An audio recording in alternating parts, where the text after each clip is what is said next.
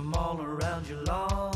I'm here to tell you how football is strong.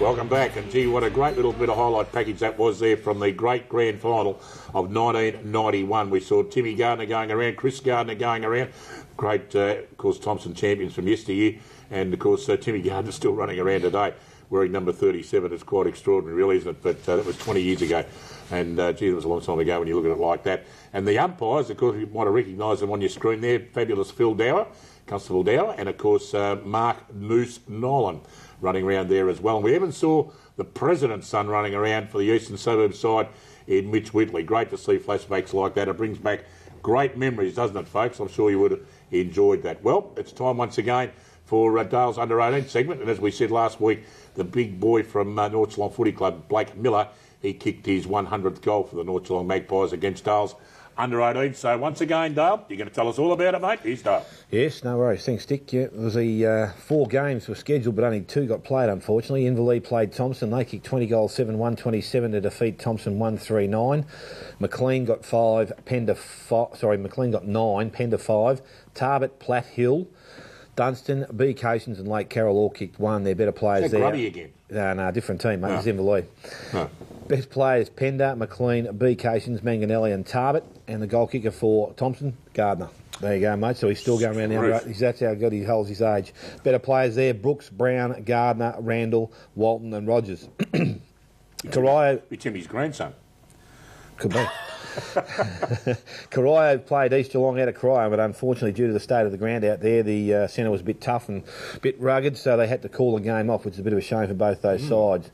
North Geelong, as you said, played Bannockburn. North Geelong 18 goals, 6-114, defeated Bannockburn 8-6-54. Miller had got 4 and that takes his total to 101 for the season. Podden was also very good with 4. Eels got 3, Smith 2, Doak, Sumo, Wright, Hope and Martinu all with 1. They're better players there. Cotter, Podner, Doak, Miller, Ray and Hoskin. And for Bannockburn, Dillon with 3, Close 2, Kenyon, Warple and Cross with 1.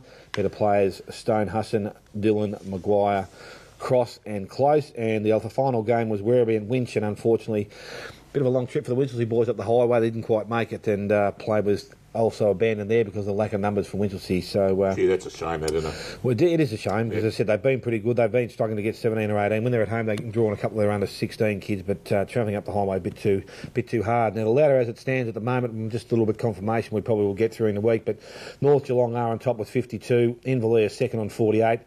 It's got Bannockburn there on 44 with a better percentage, but I'm just not too sure how that works with last weekend's game. I think it may be that Werribee should be above us. Belmont Lions make up the top 5. Thompson, Corio on 12, East Geelong on 8 and Winchelsea on 4. And this week's rounds, Corio take on Inverleigh. The Belmont Lions are at home against Winchelsea. Bannockburn take on Werribee Centrals in a must-win game for either side, which would probably see them hold third position.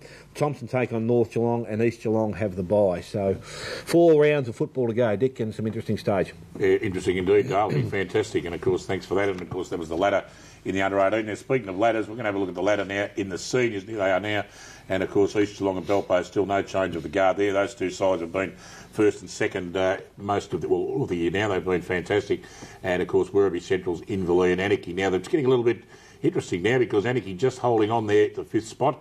Thompson, if they beat North Geelong and if Belpo still beat Anarchy, if Belpo still beat Anarchy, that could be the changing of the guard there. The Tommy Tigers could go inside the final 5. Bannockburn, bit tough from where they are at the moment. North Geelong cannot make it, as I said. Lost the last 3 games by under a goal. That certainly changed their fortunes around. Corio, Belmont Lions, Winchelsea and Geelong West on the bottom of the ladder. And unfortunately for the Cheetahs, Dale, they can't crack it for a win, mate. Can you see it happening before the end of the season?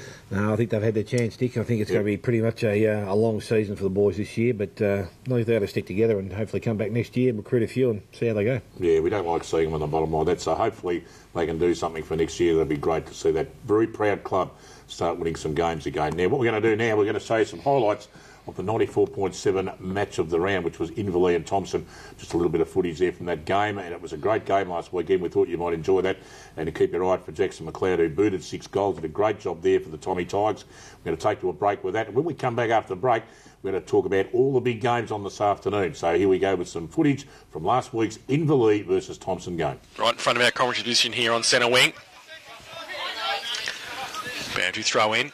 Grigg gets it down to the side. Mitchell handballed it away quickly. And the clearing kick came from McKay towards centre half forward. Tresize's got a couple on him. Schultz, one of them.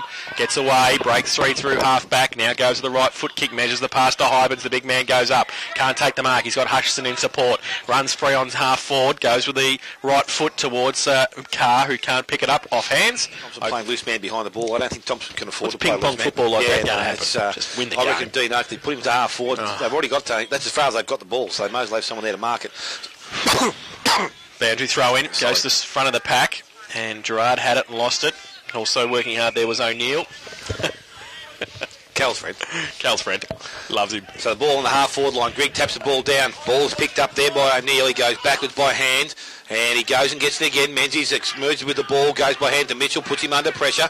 There's a lot of heated ball in there, but it ends up with Trotter of Inverleigh. He's tackled, came down in the contest. David Peel picked the ball up, tackled, brought to the round, and umpire. So now the ball thrown up in that position. Ball's tapped down, goes towards Mitchell, kicking towards the centre of the ground. Contest needs to be required. Zach Higgleton had to sit there and took the good mark in the middle of the ground. So now looks to transfer play to the forward pocket. Hybens is out there. Ansell also up in front. Mayer should have been a free kick.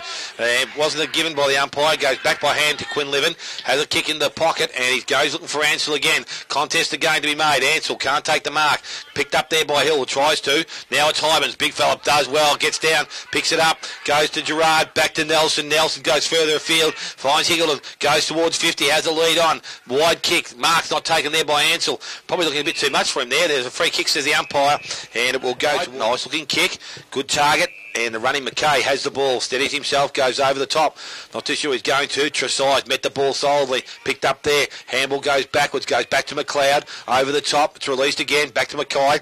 And from that centre wing position goes into the half forward line. 2-on-1. And you guessed it, the 2-on-1 is always going to beat you. The 2 is marked. And through the half back line, it's cleared. Inverleigh back in the middle of the ground, and mark to Quinlivan. Turns on his left side, has players running wide. First player out there is Perrott, in front, mark not taken, punches the ball, goes over the boundary line. Forward, Inverleigh to attack. Grigg over the back, left hand to it, goes through a number of hands. Now Inverleigh through Trotter, handballs it back 20 metres, he's got Hickle in support. Drills the pass towards the middle. Oh, good mark too. Prendergast just on the ground, takes it right in the middle. Switches around, goes towards Carr on a long lead, takes the mark, diving, does well.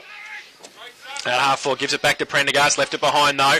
Could be a turnover. Hodgson's there. Handball to McLeod, running through the middle for Thompson. Goes to the right foot. The lead's on from Jackson McLeod. He goes up, can't take the mark. Off Schultz's feet. Goes towards Menzies. Can he pick it up? He has it. And can he get it away? He can to McLeod. Right next to him, Ling. McLeod does well. Burns him one. Gets around on the right foot and kicks a goal. That's skill class. He definitely needs to do that bloke. Gee whiz, there's nothing wrong. Let's get into it all until the final siren.